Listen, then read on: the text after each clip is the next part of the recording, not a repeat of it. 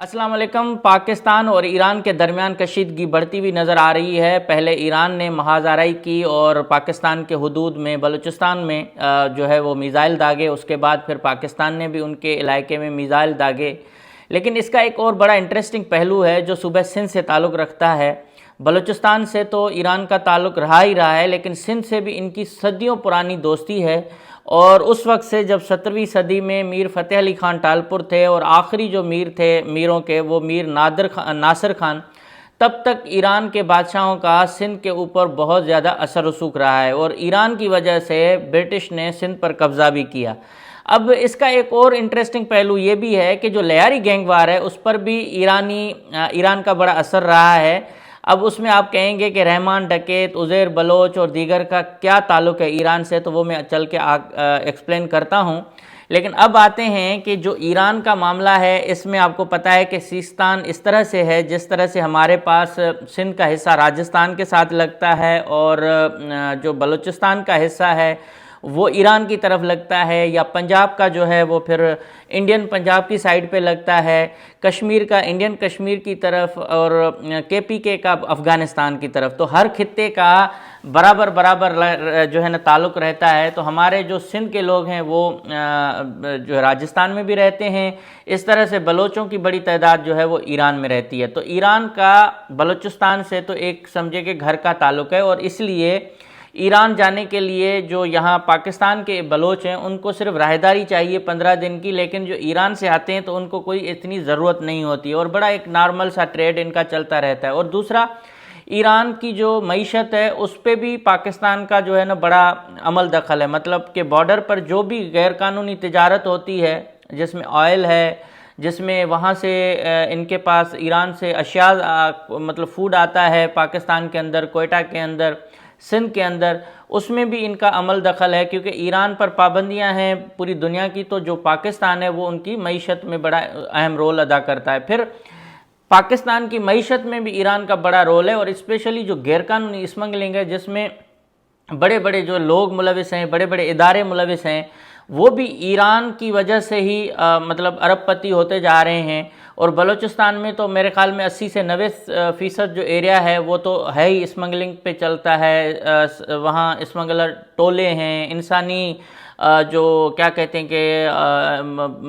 इंसानों को बेचने वाले टोले, ह्यूमन ट्रैफिकिंग के जो ग्रोह हैं वो भी हैं। और इस तरह से ईरान की इकोनॉमी का बड़ा असर है पाकिस्तान के ऊपर और पाकिस्तान का भी जो है ना वो रोल है। दूसरा रोल ये है कि कराची में जैसे लालू खेत हो गया, लियारी हो गया और इसके साथ और भी इलाके हैं जिनमें ईरान के मार्केटें हैं, ईरानी चीज़ें वहाँ मिलती हैं और सस्ती दामों पे मिलती हैं, हब में भी मिलती हैं।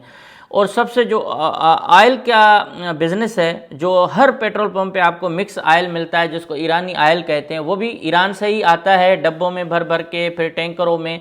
तो इसमें तमाम इदारे ईरान से मुस्तफ़ीज़ होते हैं, ये नहीं है कि सिर्फ सिविलियन होते हैं, तमाम इदारे। अच्छा, इसका एक और इंटरेस्टिंग पहलू ये है कि लियारी में जो गैंगवार का दौर शुरू हुआ वो तो वैसे पाकिस्तान की आज़ादी के फ़ौरन बाद ही कुछ इलाके थे लियारी के जहां गैंगवार का असर रसूख हुआ और इसके साथ भुट्टो साहब का ताल्लुक भी लियारी से बना। अब लियारी गैंगवार के अगर बात करें कि कलाकोट अफशानी गली में शेर मोहम्मद और दाद मोहम्मद ये जो भाई थे ये रहते थे, इनका ताल्लुक भी ईरान से था और इनके बेटे फिर रहमान डकैत ने बड़ा नाम कमाया। और दूसरा ग्रुप था जो कलरी के इलाके में होता था जिसका नाम था इकबाल उर्फ बापू डकैत। फिर एक और तीसरा ग्रुप था जो लियारी में मुख्तलिफ और जगहों पर कंट्रोल करता था जिसमें जहानाबाद, शेर शाह कब्रिस्तान, इधर होते थे हाजी लालू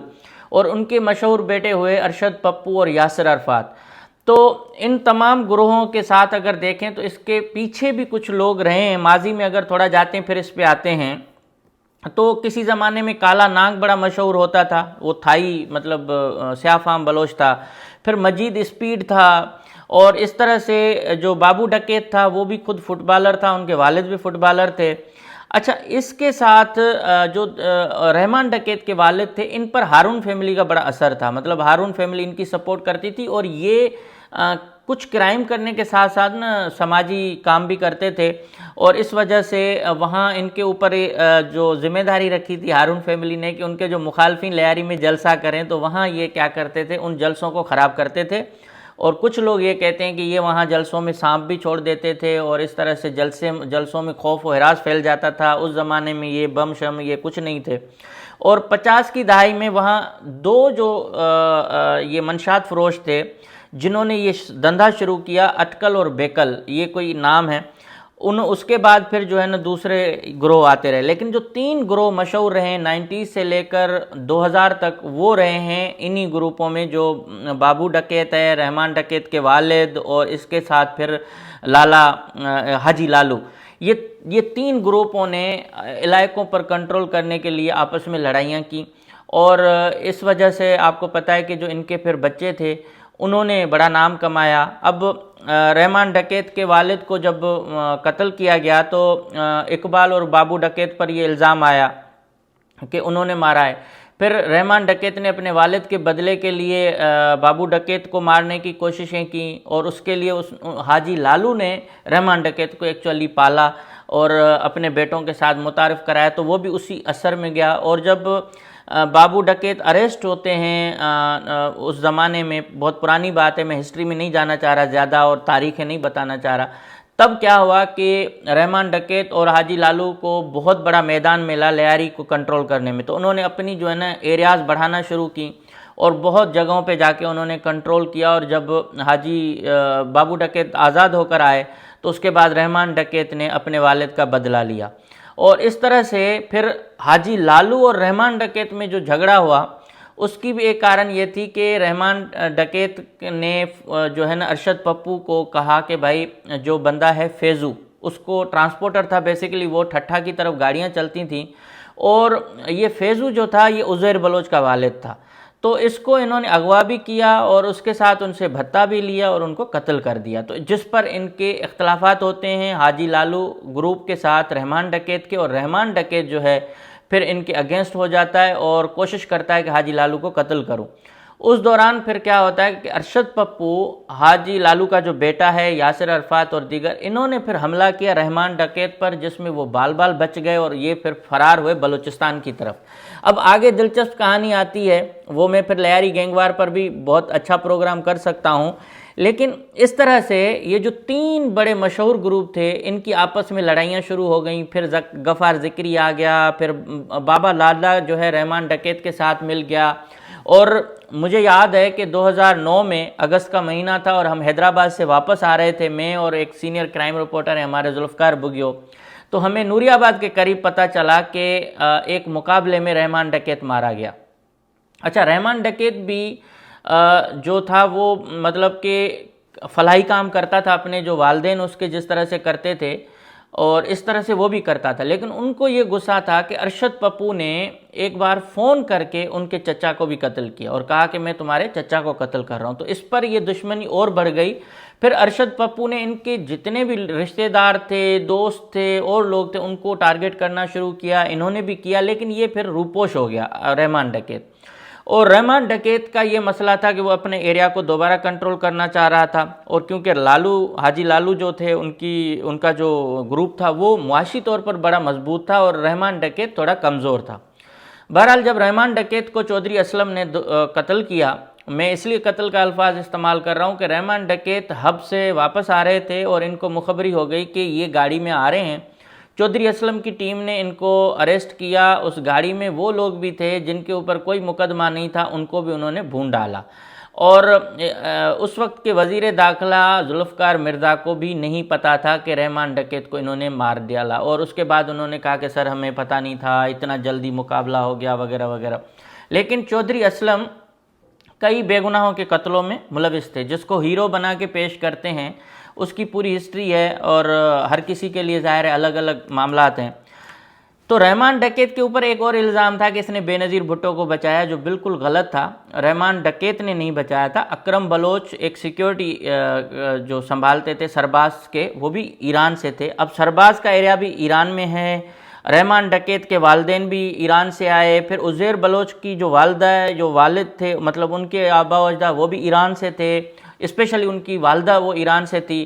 تو یہ سارے ایران کے ساتھ ان کا تعلق رہا. اچھا، جب رحمان ڈکیت کا یہ مرڈر ہوتا ہے تو اس تک پھر جو ہے نا یہ عزیر بلوچ کی انٹری ہوتی ہے لیاری میں، لیکن عزیر بلوچ کے پاس پیسے نہیں ہوتے اتنے، معاشی طور پر وہ اتنا مضبوط نہیں ہوتا، لیکن اس کو اپنے والد کا بدلہ لینا تھا، اس لیے انہوں نے عزیر بلوچ نے جو ہے جانشینی سنبھالی رحمان ڈکیت کی، کہ رحمان ڈکیت کے گروپ کو اس نے اکٹھا کیا، تو بابا لاڈلا بھی ان کے ساتھ مل گیا، اور بابا لاڈلا جب ملا تو ان کو تو آلریڈی سب پتا تھا کہ کون کون سے ایریا ہیں، کس طرح سے کرنا ہے، تو عزیر بلوچ کے پاس طاقت بھی آ گئی، لیکن عزیر بلوچ چاہتے تھے کہ وہ ایک سیاسی رہنما بنے بجائے کہ وہ کرائم کریں یا کرمنل ایکٹیویٹیز میں رہیں، اور آپ کو پتہ ہے جو استعمال کرنے والی قوتیں ہوتی ہیں وہ ٹیشو کی طرح استعمال کرتی ہیں، تو عزیر بلوچ کو اس وقت پیپلز پارٹی نے استعمال کیا، اور اسپیشلی جو آصف زرداری کی ڈائریکشنز تھیں اس وقت، اور انہوں نے پیپلز امن کمیٹی بنائی، اور اس طرح ان کا جو گینگ تھا وہ بھی کام کرتا رہا، تو اب دو چیزیں ساتھ تو نہیں چل سکتی تھیں، اور عزیر بلوچ کی جو سیکیورٹی تھی وہ آپ تصور نہیں کر سکتے تھے کہ لیاری کے اندر اس نے کم عرصے میں اتنا بڑا کنٹرول جو ہے وہ سنبھال لیا کہ آپ لی مارکیٹ سے انٹر ہوں یا چیل چوک سے یا کلا کوٹ سے یا کہیں سے بھی ان کے جاسوس ہوتے تھے، پرائیویٹ ان کے جاسوسی کرنے والے لوگ واکی ٹاکی لے کے کھڑے ہوتے تھے، اور ہم کبھی رات کو جب کوئی ایسا معاملہ ہوتا تھا بطور جرنلسٹ جاتے تھے تو عزیر سے بھی ہمارا اچھا تعلق رہا، اور اس وقت عزیر سے صرف ہم نہیں ملتے تھے، مولانا طارق جمیل ملتے تھے، شاہد آفریدی ملتے تھے،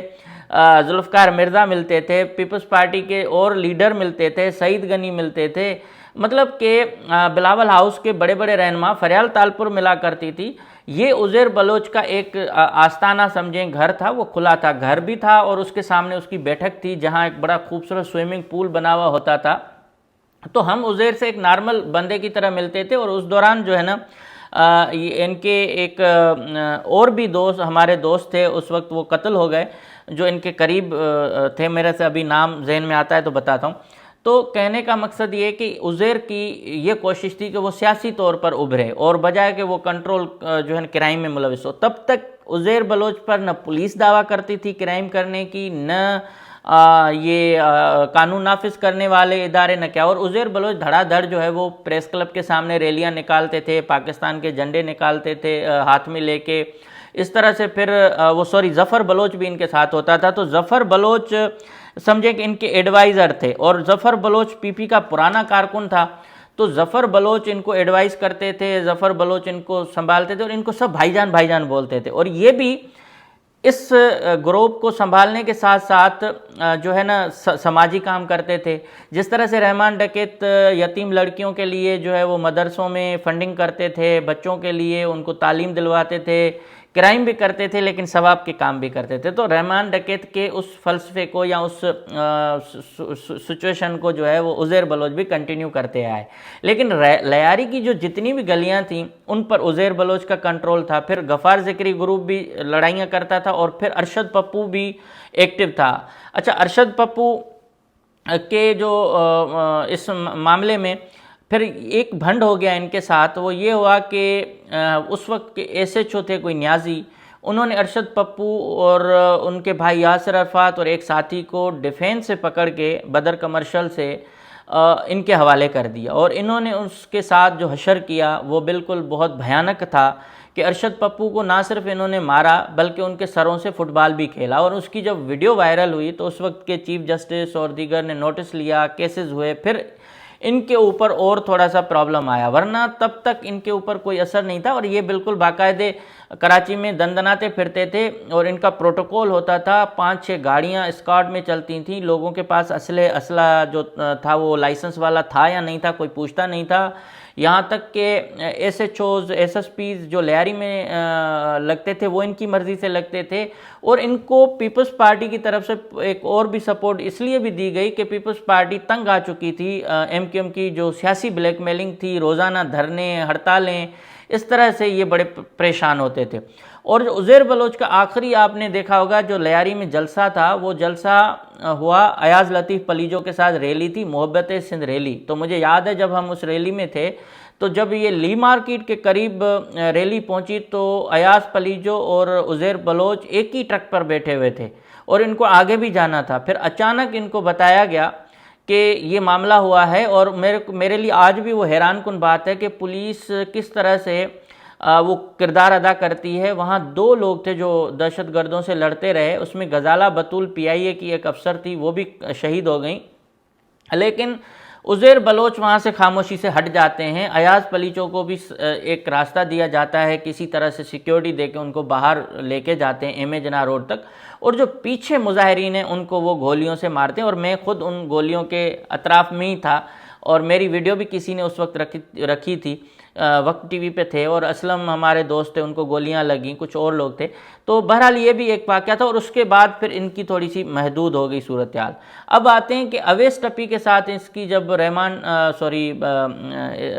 عزیر بلوچ کی تو میں ہو گئی یا لڑائی ہو گئی, تو ان کے اوپر مقدمات درج ہونے لگے, ان کا گھیرا تنگ ہونا شروع ہوا, اور وہ جو سیاسی ایک پہلو تھا وہ ہٹ کے اب گینگ وار کی طرف چلا گیا. تو عزیر بلوچ کو بھی چودھری اسلم سے یہ خطرہ تھا کہ اگر میں ان کو ملا تو یہ مار دیں گے, اس لیے انہوں نے سرنڈر نہیں کیا. اور اب کہانی آتی ہے ایران کی.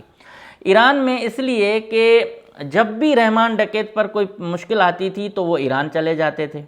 اور جب بھی عزیر بلوچ پر معاملہ آتا تھا تو عزیر بلوچ بھی رحمان کی طرح ایران چلے جاتے تھے, کیونکہ وہاں ان کے محفوظ ٹھکانے تھے. پھر عزیر کا جب بابا لاڈلا سے ٹکر ہو گیا, بابا لاڈلا نے الگ گروپ بنایا, تو بابا لاڈلا کا والد بنگالی تھا اور ان کی ماں جو ہے وہ بلوچ تھی. مگر ایرانی بلوچ اور جو مقامی سیاہ فام بلوچ ہیں جن کو ہم مکرانی کہتے ہیں, ان کا جب ٹسل ہوتا تھا تو یہ ایران چلے جاتے تھے. اور ایران سے یہ جو منشیات کا پورا جو سسٹم ہے, یا جو یہ گینگ وار کا سسٹم ہے, اس کی بنیاد ایران سے آنے والے ان 2-3 لوگوں نے ڈالی. اور اس وجہ سے لیاری کے اوپر ایرانی بلوچ اور اس کے ساتھ جو مکرانی بلوچ کہیں, ان کا کنٹرول ہوتا گیا. تو عزیر بلوچ جب آخری بار فرار ہوئے تو وہ بھی ایران فرار ہوئے. اب سوال یہ تھا کہ بھائی لیاری سے ایران تک یہ کیسے گیا, اور لیاری سے ایران آپ جاتے ہیں, تھل تک جاتے ہیں, تھل کے بعد پھر جب آپ گوادر کی طرف جاتے ہیں, تربت اور ان کی طرف, تو یہ پوری جو سڑک ہے اور پورے راستے ہیں, یہاں تو سیکیورٹی فورسز بیٹھی ہوتی ہے, کوسٹ گارڈ بیٹھے ہوئے ہوتے ہیں, یہ تو ہر کسی کو چیک کر کے پھر چھوڑتے ہیں, تب بھی ان کے پاس یہ راستے تھے. اب معاملہ یہ ہے کہ جب سیستان میں یہ اپنے بلوچ وہاں جاتے تو عزیر بلوچ نے وہاں گھر بھی لیا ہوا تھا, اور وہاں اس نے مضبوط طریقے سے اپنا گھر بنایا تھا. اب آتا ہے کہ ایران میں جو بلوچ یہاں سے جاتے تھے لیاری سے,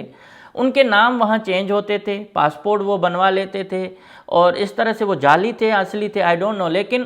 آپ نے دیکھا ہوگا کہ جو رحمان ڈکیت تھا اس کی فیملی بھی وہیں سے تعلق رکھتی تھی, اور اس کے بعد عزیر بلوچ بھی جب فرار ہوا تو ایران میں جب اس نے کئی ماہ گزارے, تو اس کے بعد وہاں سے ان کو نکالنے کے لیے مطلب جھانسا دیا گیا کہ آپ جو ہیں وہ دبئی آئیں تو ہم آپ سے کوئی ڈیل کرتے ہیں یا ملاقات کرتے ہیں. اور عزیر بلوچ 2014 میں ایران سے نکلنے کی غلطی کرتے ہیں. اچھا, ایران سے جب نکلتے ہیں تو ان کو پھر وہ انٹرپول کے ذریعے اور ادھر ادھر کر کے پکڑایا جاتا ہے, اور 2014 میں جو سیکیورٹی ادارے ہیں وہ یہ کہتے ہیں کہ ان کو جب دبئی میں اریسٹ کیا گیا تھا بارڈر پر, تو ان کے پاس ایرانی پاسپورٹ تھا اور اس نے پاکستان کا پاسپورٹ استعمال نہیں کیا تھا. اور ایران کے اندر بھی یہ الزام لگتے رہے ہیں کہ ایران کی جو ایجنسی ہے وہ پاکستان کے اندر جو ہے نا مداخلت کرتی رہی ہے. ماضی میں پاکستان کا اگر دوست تھا تو ایران تھا, اس کے بعد اگر دشمن بھی بنا تو ایران بنا, اور اس میں بھی یہ ایک فرقے وارانہ فسادات اور دیگر جو دہشت گرد حملے, اور بلوچ وہاں جو سنی گروپ ہیں ان کی وجہ سے ان کی پاکستان کے ساتھ چپکلش ہوتی رہی, لیکن بمباری تک کی نوبت نہیں آئی. عزیر بلوچ کی گرفتاری کے بعد 2 سال ہو گئے ہیں. ان کے بعد اس کو جب ظاہر کرتے ہیں تو میں واحد بندہ تھا جو میں نے ان کی وائف کا انٹرویو کیا تھا, اور اس کے بعد پوری میڈیا اس پر اتری, اور میں بڑے چھپ چھپا کے ان کے گھر تک پہنچا تھا, اور پھر میں نے کس طرح سے وہ انٹرویو کیا جس میں سمینہ عزیر جو ہیں ان کی وائف جو ہیں انہوں نے بڑا تہلکہ خیز انٹرویو دیا تھا. تو وہ انٹرویو بھی آج موجود ہے. تو کہنے کا مقصد یہ کہ عزیر بلوچ کو جب رینجرز نے ظاہر کیا تو 16 میں, تو اس میں عزیر بلوچ کے اوپر یہ الزام لگایا گیا کہ عزیر بلوچ ایرانی ایجنسی کے لیے کام کرتا تھا اور ایران کو پاکستان کے خفیہ جو ہے راز دیتا تھا. اب آپ بتائیں کہ ایک اگر کرمنل کہیں, ایک گینگ وار کے سرگنائی کے کہیں, تو ان کے پاس خفیہ راز کہاں سے آئے؟ پھر دوسرا یہ بھی الزام ہے کہ جو کلبھوشن یادو تھے وہ بھی لیاری آتے رہے ہیں, بلوچستان میں آتے رہے, تو ان کے پاس بھی ایرانی پاسپورٹ تھا. تو ایران جب تک پاکستان کا دوست تھا تب تک میرے خیال میں ایسے واقعات نہیں تھے, لیکن جب ایران نے پاکستان سے اپنے مفادات تبدیل کیے یا پاکستان نے بھی ان سے منہ موڑا تو ایران انڈیا کے قریب چلا گیا، تو انڈین جتنے بھی لوگ تھے وہ ایران میں آنا جانا ان کا لگا رہتا تھا، اور کلبھوشن یادو جو اریسٹ ہے وہ بھی ایرانی ڈاکیومنٹس پہ پاکستان میں انٹر ہوئے۔ تو رحمان ڈکیت کے پاس بھی ایران کے سب ڈاکیومنٹ تھے، عزیر بلوچ کے پاس بھی تھے، ان کے ساتھیوں کے پاس بھی اس طرح کے ڈاکیومنٹ تھے جن پر وہ ایران آرام سے آ جاتے تھے، جن میں نام چینج تھے۔ تو ایران کا اس پورے لیاری گینگ وار میں،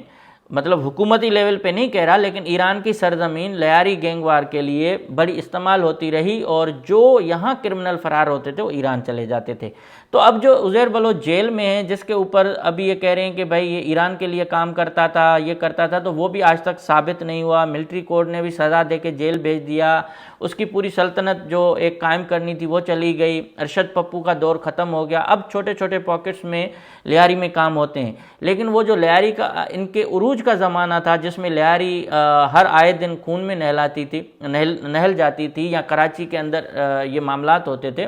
اس میں الطاف حسین کا بھی پتہ کٹ گیا، عزیر بلوچ کا بھی کٹ گیا، اور عزیر بلوچ جو سیاسی لیڈر بننا چاہتے تھے اس کے بھی سارے خواب ٹوٹ گئے۔ ظفر بلوچ کو بھی قتل کیا گیا، واجہ کریم داد جو سیاسی ایک رہنما تھے ان کو قتل کیا گیا۔ اس گینگ وار نے کئی ایسے لوگ تھے جن کو جو ہے نا تباہ کر دیا، جو سیاسی رہنما تھے۔ اور بھٹو صاحب کی بھی ان کے ساتھ بہت گہری دوستی تھی، کیونکہ وہ بھی ہارون فیملی کے خلاف تھا، تو انہوں نے بھی بڑا سبق سکھایا رحمان ڈکیت کے والدین کو۔ بہرحال یہ تھی پوری کہانی کہ لیاری کا ایک پورا امپیکٹ جو گینگ وار کا تھا، جس کو پھلنے پھولنے میں ایران کی سرزمین استعمال ہوتی رہی، ایران سے جو منشات تھی وہ آتی رہی، کیونکہ افیم اور ہیروئن یہ جو دیگر تھے یہ ایران سے ایزیلی آ سکتے تھے، کوئی اور جو افغانستان اور ایران، باقی کہیں اور سے اتنا ایزیلی نہیں ہوتا تھا۔ تو جو کراچی یا صوبہ سندھ کے اندر اوورآل تھا وہ یہ ایک امپیکٹ تھا اس کے اوپر۔ اور دوسرا جو برٹش حکومت کو ایک پرابلم تھی کہ ایران جو ہے وہ سندھ کے قریب کیوں ہے، میروں کے پاس وہ اپنے جاسوس بھیجا کرتے تھے، اور اس طرح سے جب ان کو پتہ چلتا تھا کہ ایران وہاں زیادہ کلوز ہو رہا ہے، اور دوسرا اس میں یہ بھی عنصر آیا کہ ان کو ایران سے بہت پرابلم تھا برٹش حکومت کو، تو انہوں نے کئی دفعہ میسیج بھی کیے آغا محمد خان قاجار کے زمانے سے لے کر محمد شاہ قاجار کے زمانے تک، جب یہ معاملہ تھے برٹش حکومت، تو اس وقت ایران کے حالات بھی اتنے ٹھیک نہیں تھے، لیکن ایران کی وجہ سے انگریز سرکار کو غصہ تھا، اور ایرانی، آپ کو پتہ ہے پرشین زبان جو ہے سندھ میں آفیشل زبان تھی، پھر شاعری پرشین میں ہوتی تھی، اور جو حیدرآباد کا قلعہ ہے وہ قلعہ بھی ایران کا جو ایک قلعہ ہے، علی کپولی شاید نام ہے، وہ جو قلعہ ہے وہ بھی ایران اور کا جو ہے نا نقشہ سیم ہی ہے اور ایک ہی ڈیزائن ہے۔ جو سندھ کے اندر عمارتیں ہیں، آپ شاہجہان مسجد دیکھیں یا اور جو قلعے دیکھیں، اور جو ہے ان کا پورا ایک ڈیزائن اور جو ایک فن تعمیر ہے وہ ایران سے لیا جاتا تھا، اور کیونکہ میروں کی حکومت تھی تو ٹالپور حکمران جو ہے وہ ایران کے بہت کلوز رہے ہیں، تو یہ ایک تعلق تھا سندھ کے ساتھ اور بلوچستان کے ساتھ، تو اب ہے۔ اگر یہ کشیدگی بڑھتی ہے تو لیاری گینگ وار تو آلموسٹ ختم ہو چکا ہے، لیکن ایران اور پاکستان میں کشیدگی کے نتیجے میں بلوچستان کے اسمگلر اور ان کی معیشت اور جو دیگر معاملات ہیں وہ بہت متاثر ہوں گے۔ Thank you so much.